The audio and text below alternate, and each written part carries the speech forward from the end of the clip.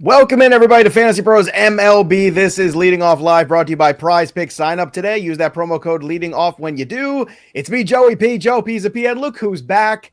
I would say fresh from vacation, but when you have kids, that's a trip. Vacations are for sitting on the beach and people bringing you cocktails. So, Welsh, you're going to need a vacation after your trip, but hopefully all the kids got to see some Harry Potter stuff, have some butterbeer, and maybe a little Mario Brothers too, yes? We went to the. I love how you say Mario. I'm like Mario Brothers. Hey, Mario. Yeah, Nobody we says went. Mario. Nobody says that in Brooklyn. I can't. I'm completely not rested. You can tell by the chaos of the start of this morning. Everything is crazy. I'm not rested whatsoever. But we did do all the things. We had some great beach time. We went to Legoland and we went to Universal. But Mario World was weird because it's like this little insulated box and it was hot, so we were like an oven. There were 4 million people and it's like and then we're all cooking and the sun, and it was like an oven. It was crazy, Joe. But yeah, I could not be more not rested. I am glad to be back here with everybody because I do feel like I have a little bit more control over this chaos in the baseball world with all our peanuts and cracker jacks, and of course my favorite bald face right there, Joe Pisapia. But yeah, I might be a little bit wacky this week trying to recover from the vacation. Yeah, but of all the days to come back, you came back on the day we're getting Christian Encarnacion Strand. So we got to start there. The Reds prospects getting called up. I'm glad you didn't miss this. That would have been horrendous. There were a couple Pirates prospects called back. Pirates prospects called up today too. We're going to get to those, but the A's guys on Friday when Bogman was here, I want to get your take on those guys since you're the prospect guru. And I want to remind everybody too, just yet again, Welsh and I did a little MLB draft audio only show. Go check that out on our podcast feed, wherever you get your podcast. Again, Fantasy Pros MLB. Let's talk about Christian Encarnacion Strand coming up from AAA. He's going to make his debut today. 23-year-old in AAA this year. The guy was unbelievable. The slash was 331, a 405 OBP, 637. That, my friends, is elite. He had 20 homers, 62 RBI, 2 steals, and that was only in 67 games. Not too shabby. He plays first base primarily. He might see some time in the outfield because he's been playing there a little bit recently. So do you have a feeling that's where you're going to see Encarnacion Strand in this mix, is in the outfield? Yeah, I saw a lot of people like in the celebration of him coming up in, like, you know, the kind of the pessimist is like, well, what's he going to do? I don't even know where the playing time is. How's he going to play? And it's like, well, they're going to figure it out. There's a reason they brought him up.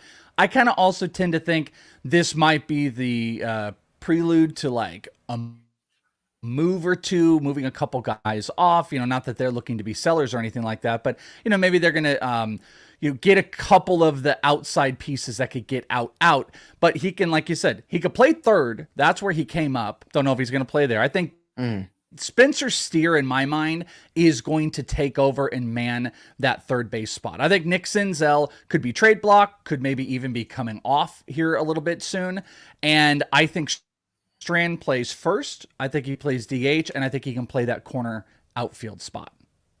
Okay. So options there at the very least. I know everyone's very excited. We're also getting Grayson Rodriguez returning. So that's very exciting as well today. That guy has been absolutely spectacular since he's been sent down recently. And we kind of mentioned this. I feel like last time we were talking about the Orioles and we talked about, how good that they've been and some of the unheralded pitching.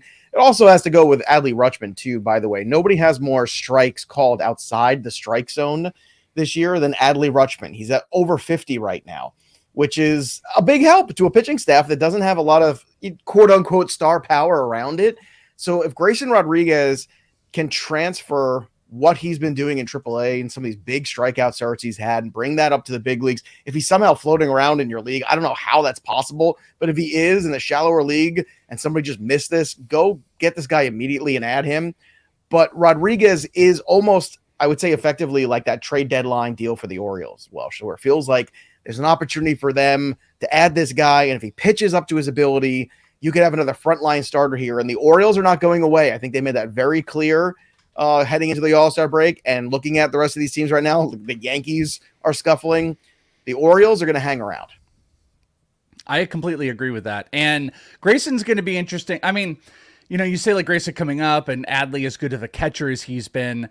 They had this early on in the year. They had this thing going for them and it didn't work out. But Grayson has made some changes in the minors so far. And the biggest is the cutter It's gone. I was just looking at his last start. He did only go 3 innings, but he's completely scrapped the cutter. The cutter was thrown like 2 times, and that was kind of a primary pitch. It's been fastball and I think changeup. I think it was like heavy, those both with big whiff numbers, of course, and the command is going to be key. And like you said, the thing that bodes really well is if they were able to figure out, optimize, similar to like what we saw with the Rays earlier in the year with Taj, and then he came back with the cutter. But if they're going to get rid of the cutter, and the cutter was a bigger problem for him throwing strikes, you got a guy like Adley who can create strikes for you. And creating strikes for a player with some command issues is huge. So I'm very excited about Grayson. I've been on the, hey, pick up Grayson bandwagon, but I don't like the start today. Someone in the chat asked, what about today? I don't like it today. I like it today. I'm in. And I'm in on DFS. You know why? Because I think good baseball people like Welsh are out. So I am in on it today, and we can have that discussion later in the show, which is fun. Let's talk about Alex Bregman. Mr. Mid had himself a good game. 2-run homer in the 9th. Astros pick up a big victory over the Los Angeles Angels as the Angels continue to get pushed down the blister issues with Ohtani. I mean, I don't want to be tinfoil hat man here, but, he's got a blister. We got to be really careful with him. Feels like a trade's coming to me, folks. Got to put him in bubble wrap. Let's just let him hit a little bit, throw a little bit here and there. Just take care of Mr. Ohtani. That's what you're trying to do right now. And by the way, he did his 34th home run. Do I really what? Yeah. Do you really think it's coming down? Oh yeah. He's gone. He gone, baby. I said 100% he is not, so I'm going to eat those words, I think. Well, I said 100% he was, and then the Angels went on that run, and I started to really get upset. But Mike Trout, Independence Day, broke me free. Now I am free once again to look at Shohei Ohtani trades. After Ohtani's 34th home run, which is pretty spectacular, I want to give some love to Bobby Witt Jr. Over this span right now, over the last 30 days, hitting 297, 348, 519. I know a few weeks ago we talked about Bobby Witt's counting stats being there, but being a little disappointing overall. We talked about him being a slow starter last year and then that carrying over this year. Again, second half, he's starting to turn it on. I feel like we're sitting, Welsh, right on the precipice of maybe next year or the year after this Bobby Witt breakout where he becomes a superstar potential player. Like, I always feel like that kid's that good, but there's just the swing and miss has been a problem. The slow starts have been a problem. And then he goes on these runs like this. And it starts to remind you of like, oh, yeah, this is why we were so excited about Bobby Witt Jr. Do you think that as well, that we're getting closer and closer to maybe one of these years where Bobby Witt just puts 6 good months together and he becomes a rock star first-round talent? I think he is a first-round talent. I think he's one of the most underrated players. I think he's... Okay, 16 homers, 27 RBI. He's got 50-50 on the run in RBI. He's put on that team. I should look at the projections real quick. Think about that Royals team here for a minute. Abysmal offense overall. 50 run, 51 RBI or inverse. Let me look what the projections are on Bobby Witt. Bobby Witt is still projected to go, at least according to the BatX, 90 run and 88 RBI. So, I mean, you're almost 100. And then those same projections would put him at 28 homers and I'm trying to do math here, 43 stolen bases. Those are wild numbers. Okay, bring this to me. How many times is he going to strike out this year? What's the batting average? I know batting average doesn't matter. It does matter. It makes a contact. So but that's what keeps him off. Actually, the BatX projections have him being a exponentially better hitter rest of the year, 282. Why is that? Because he has one of the highest expected batting averages in the league. He's hitting 259 right now, 293 expected batting average. I mean, we're talking 35 points just about harder or higher. The X-Slug, top 6%, also just pointing out via last year. This guy was like a first-round pick this year off of last year's performance. This year, he's barreling the ball more. He's got a harder hit. Exit velocity average is up. His actual hard hit percentage is exponentially up. He's actually walking more and striking out less. It's just he's got a 300 OBP. Everybody hates it. Yeah. And he doesn't walk a ton just in general and does strike out some. But I completely agree. I think this is one of those guys that the batting average is holding down the true value of who Bobby Witt is. Mr. Buster, who we haven't seen in a little while here in the chat. It's good to see Buster back. Theoretically, if Ohtani is traded to the NL, can he still be eligible for AL MVP? Yes. The answer is yes. And I had a fascinating conversation on Sports Grid on Sunday about this. And I mentioned this on Friday's show, in case you missed it with Bogman, where I said, when you're looking at who's remaining, okay, On the outskirts, you got Vlad and Bo Bichette, same team. You got Wander Franco, Randy Arozarena, same team. You've got Corey Seager and Marcus Semien, Adolis Garcia, all on the same team. So all the teams that are doing well all have guys that kind of cannibalize themselves. There is a small chance that if he even goes to the National League, that nobody kind of matches what Ohtani did American League stat-wise, and the rest of these guys, if Aaron Judge doesn't come back healthy and have a monstrous close to the season, there is a really good chance that you're going to get a Shohei Ohtani new number for American League MVP, and it's going to be plus money. And if it is, I am here for it. And I already have him at plus 250 in the beginning of the year because it was the chalk, and I always like to take one good chalk thing with a heavy investment. But it's a fascinating thing to pay attention to. Let's also pay attention to Bryce Harper. A little power from him. It was his first homer yesterday since May 25th. Welsh, how depressing is that? That's super depressing. That's wildly depressing for Bryce Harper. I think the same thing happened, but it's a much longer date with Tim Anderson over the weekend, where he had his first homer in like a year or some craziness. So yeah, the power output's got to pick back up for Bryce Harper. We've talked about coming back from the injury has set him back a little bit, but yeah, I mean, it's kind of depreciated his value. Funny enough, Bogman and I do a league where first half is, you have like the first half and then you redraft for the second half. So it's a 2-part draft season. The first half, I believe, was Roto. The second half is head to head that goes into the playoffs. By the way, I won the first half, no big deal. And the second half, we just redid the draft on Saturday night or whatever it was. And Harper didn't go until like the 7th, 8th round. I mean, he went crazy late. I had the first overall pick because I won the first half. I took Ohtani because it's a daily moves. But Harper, I wasn't really an option for me because he was util. But I didn't even really think about him, and he went super, super late. So that it's going to be interesting where he ends up going next year because his value is depressed. Well, if you're getting any depressed value on him next year, jump on it. But he just came back too soon. I mean, can we all just understand that he came back 2+ months sooner than he was supposed to? And he's an animal. He's Bryce Harper. That's great. You love that about him. You're a fan. You love it. But this is a show about investments. This is a show about fantasy sports. It's a show about betting and DFS and all of those fun things. I'm glad that, he is back because I love Bryce Harper. He's good for baseball. But all the initial instincts that we had about that in the early return, they were too early. And he has suffered because of it. His play has suffered because of it. We've all suffered because of it. Let's get to the rookie. So the A's called up Tyler Soderstrom and Zach Geloff. Geloff seemed like the more appealing one to me. I want to get your take before I talk about the guys that are coming up for the Pittsburgh Pirates, who now all of a sudden, decided, oh, yeah, you're going to troll us, Mr. Scott Boras, about the draft. Or we're going to show you. We're going to bring up every prospect that we own on Monday. So, first, Geloff, Soderstrom, your quick take on those guys, and then we'll get to the guys in Pittsburgh.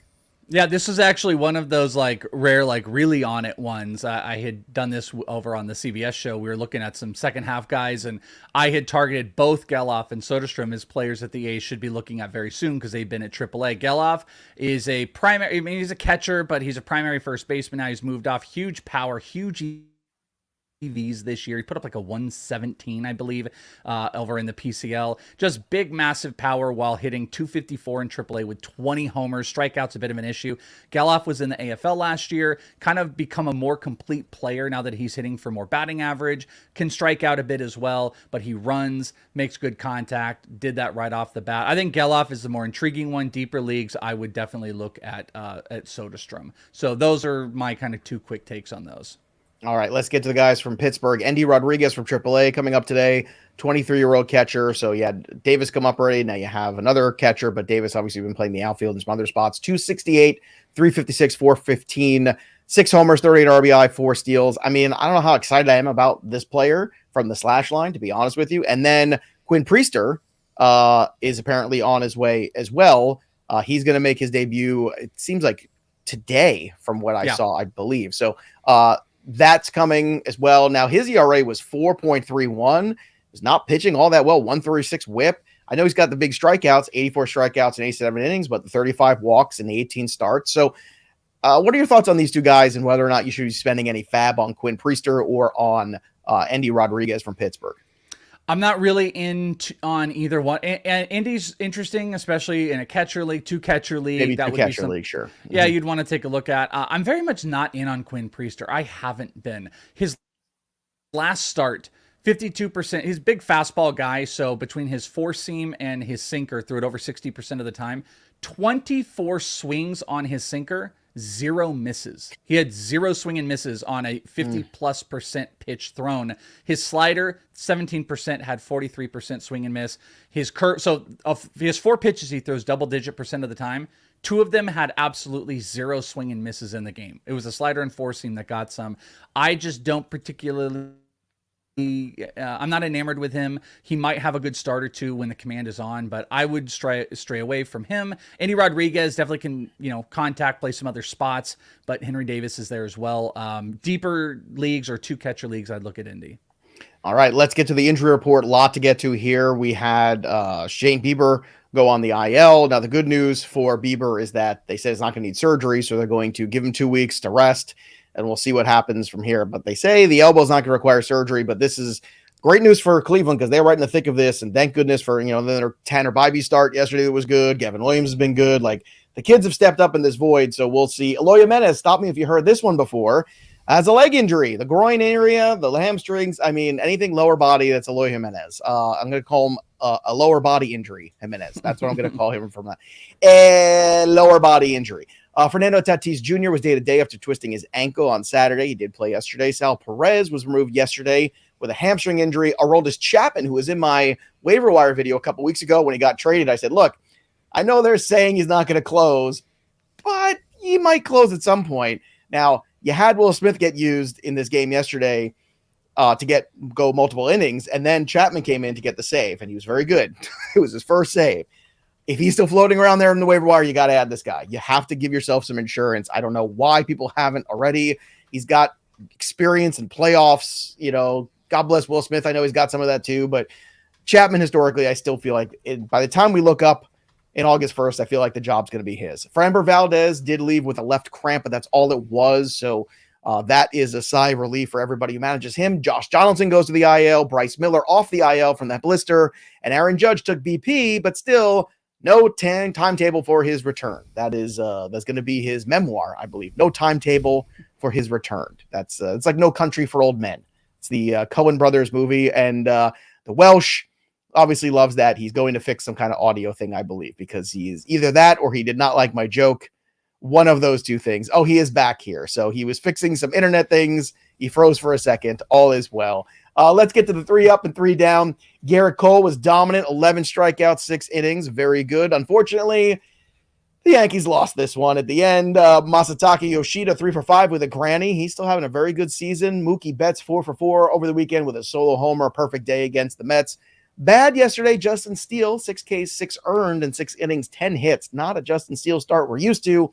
Zach Eflin, 7 innings, 5 earned. 3 innings, 5 earned. My apologies, 7 hits. I read that wrong. And then Scott McGuff, or as I like to call him, Magoo. He pitched like Magoo yesterday. A third of an inning, 4 earned runs. Welsh, how do you feel about the closer situation in Arizona? I just couldn't be more right about something. I can't. When it comes to the Diamondbacks, just don't question me. Just don't like that. I'm not very much like that all the time, but I'm just right about the Diamondbacks. Everyone's like, oh, Scott McGuff, he's amazing. Hadn't given up a run in July, and he's trash. He's garbage now. He'll have a great outing. What do they do? Do they trade? They're going to the deadline? They go 100%. Right? I think what they should do is there's a rumor going on, and something we're going to have to talk about over the next couple of weeks is the trade deadline and trade rumors. There is a rumor going around that Nolan Arenado might be a fit for the Diamondbacks, that they might make a move, but the contract is a problem. But check this out. If they did, the Diamondbacks should do one of those fantasy things where it's all right, we're going to need Arenado, Jordan Montgomery, and one of those relievers. Let's say Gallegos. And that's what they should do. And that, unfortunately, might kind of implode them as far as the minor league system. But that is a move that helps every facet of the game. If they don't do something to that magnitude, Fabi Davis just said it. I think Scott Barlow makes the most sense on the planet. You don't have to give up anything big. He can instantly be your closer. But the Diamondbacks also need what about Sewald? I mean, the Mariners are a 500 team. They have Munoz. Do you think they can move Sewald and say, look, just hand the job over to Munoz and let's move on for next year? And if we continue to play well, Munoz can close games and just kind of take a little bit of a we're playing for now-ish, but really looking to the future kind of move? That would be a cagey Seattle move. I don't think so. I don't think they would No? do that because I think he's critical to that bullpen, and having a punch of Sewald to Munoz, and teams have also proven you need more than one. That's going to be the Diamondbacks' problem, is you need more than one. So I don't think so unless they went into full sell mode or, move off the pieces. I don't think Sewald goes anywhere. I think it's Barlow makes the most sense, or having a multifaceted trade with a team like the Cardinals. Yeah, and Welsh and I are gonna, we're gonna have videos out there coming up soon. Welsh is gonna talk about some of the players that are going to be, kind of coming up or getting opportunities after trades happen this week. I'm sure we'll talk a lot of trades. I have a whole list of names here of potential trade targets, what that means in fantasy. So I would say probably Thursday's a good day to do that, when Thursday's a little bit lighter of a day of a slate of games. We'll probably get into that, but certainly a lot of interesting stuff. And we're back 5 days a week now, so All-Star break's over. We're all back. Don't worry. And you know what else is back too? PrizePicks. Sign up today. Use the promo code leading off. Again, one word, leading off. Download the app or go to prizepicks.com. Get 100% deposit match up to $100. That's right. Welsh, let's pick some prizes for the people. What do you got? Man, it feels like forever. Feels like it's been forever. We've been picking prizes in about bets. 8 days now. It's been a long time. Glad everybody's back with us. Yeah, let's get back into the betting. Let's get back into the prize picks. I have got 3 for you today, and it's an all pitching. It's an all pitching combo one. So first up, probably my favorite of the pieces, especially because maybe you want to take Joe and I and take a couple pieces and put one together. My favorite is the Jesus Luzardo, Shane McClanahan strikeouts. 11.5 over. And I think Luzardo actually might be the guy that can help carry this. McClanahan coming back from injury and hasn't been a strikeout monster. Texas hasn't exactly been striking out like crazy, but I do like this one. I think Luzardo carries it. Griffin Canning outs 17.5 under. I think it could get a little messy in that Angels-Yankee game. So I'm going to go under 17.5. And I'm going to go to Dane Dunning, and I'm going to go his pitch count under, and I believe I went away from it. I think it was 8. I didn't write it down. 90.5. So pitches thrown, I'm going 90.5 under. Has some not great road splits when he gets out, home road splits. So I'm going to go with Dane Dunning pitches. Okay. 90. I'm going to go with Grayson Rodriguez, 5 strikeouts over against the Dodgers. That's right. We're at home. It's a reset for Grayson Rodriguez. I'm in on Grayson Rodriguez today. I like betting wise, DFS wise, I'm just in. Wander Franco, Randy Arozarena, also low numbers here against Texas, against Dane Dunning. So I'm going the other side. 7.5 hitter score for Franco, 7 for Randy Arozarena. On the betting side today, I like Grayson Rodriguez. Again, 4.5 you're getting on Betting Pros. Go the over. You can follow me over there. You can join our little group too, bettingpros.com/leading off. But download the app too, because football's around the corner, and I'm going to be hosting NFL football and Betting Pros this year. It's a whole new thing. It's going to be really exciting. We're going to have shows almost every single day. Orioles -105 to win this game outright. I love Emmett Sheehan, but I'm going to take a shot at the Dodgers today. Also, Jesus Luzardo, elite Jesus Luzardo, by the way, had some fun conversations this weekend with Nick Pollock and Alex Fast in my DMs about that argument between the two of them in preseason about Luzardo. +114 on the 6.5 over against St. Louis. They've quit. It's over.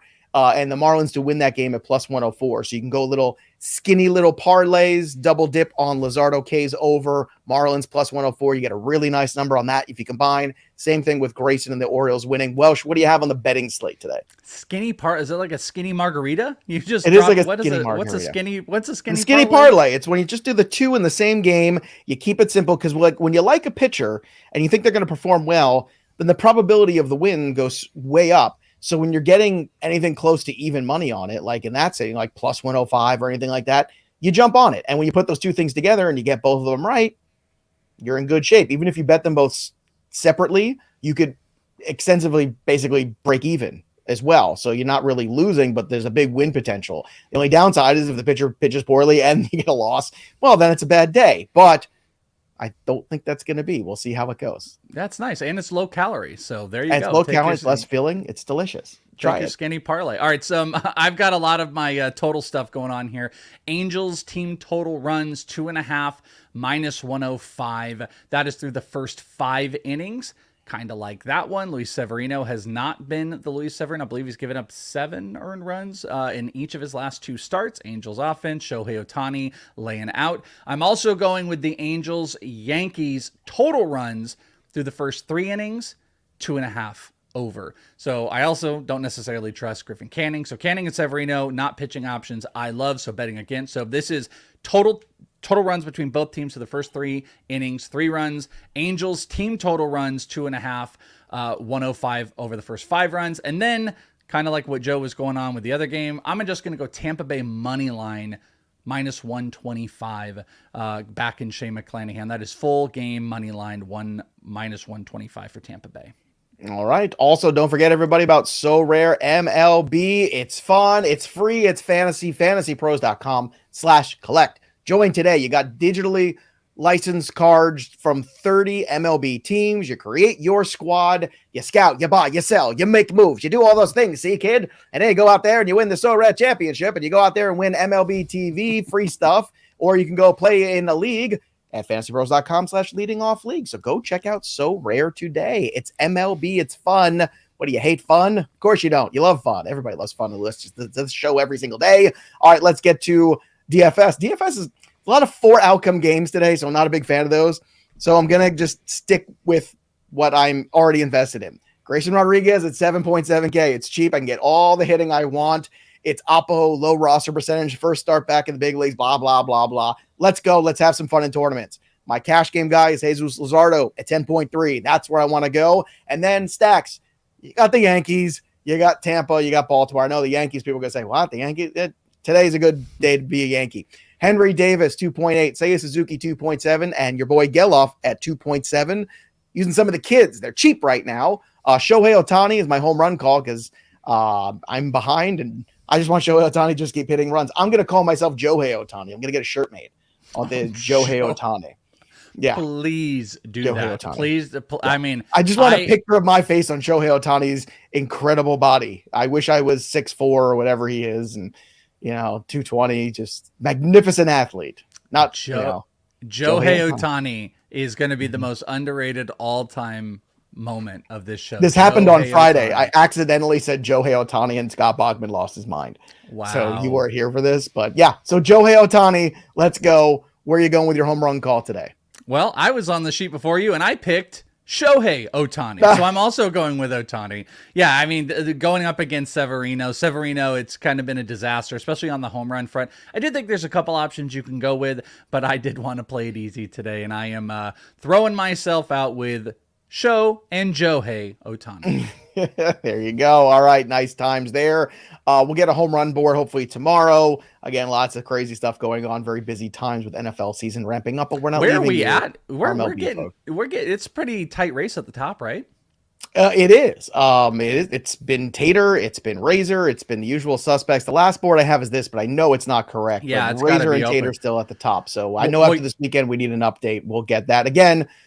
New month coming in August. If you want to try to win August, FantasyPros.com/chat. It's free. Also, we have an NFL live mock on our YouTube channel today. Regular Fantasy Pros, not the skinny Fantasy Pros, the MLB version, which is less filling, less calories, smooth taste. But if you want to go check that out, 3 p.m. Eastern, myself, Derrickson, and Brett Coleman's going to join us too. So it'll be a good time. And our wonderful listeners and users in Discord, our premium folks. I send it out there. They join us. We get in the mock drafts together. We'll be doing a lot more of that next year too in MLB season. So go check out Fantasy Pros Premium.